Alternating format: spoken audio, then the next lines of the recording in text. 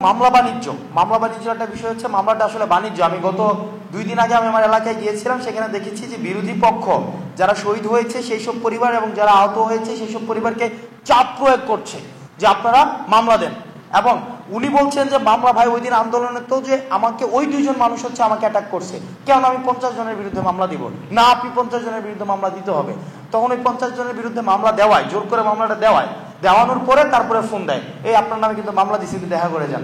তো দেখা করে গিয়ে যদি 5 লাখ 10 লাখ হয় তাহলে মামলা কাটাবে, নাম কাটাবে। এই যে মামলা বাণিজ্য চলছে, এটা দেখেন, এটা হচ্ছে অতীতের যে রাজনৈতিক যে একটা লিগেসি, সেটারই হচ্ছে ধারাবাহিকতা। এখন আপনারা সিদ্ধান্ত নেবেন যারা এই ধরনের কাজগুলো করছে তাদেরকে আপনারা ক্ষমতার মূল জায়গায় আপনারা দেখতে চান কিনা, এবং এই ধরনের চর্চাগুলো অব্যাহত থাকবে কিনা সেটা আপনারা সিদ্ধান্ত নিতে হবে। আপনাদেরকে, আমাদের কাজ কিন্তু 2টা। আমি খুব দ্রুত করার চেষ্টা করছি। দেখেন, আমরা ভাবছি কি আমাদের আন্দোলন শেষ হয়ে গিয়েছে, আমাদের সংগ্রাম শেষ হয়ে গিয়েছে। আমাদের এই জায়গা হচ্ছে ভুল একটা কনসেপ্ট, এবং এই কনসেপ্টটাকে আমরা দেখছি ফুয়েলিং করছে বিভিন্ন রাজনৈতিক দল।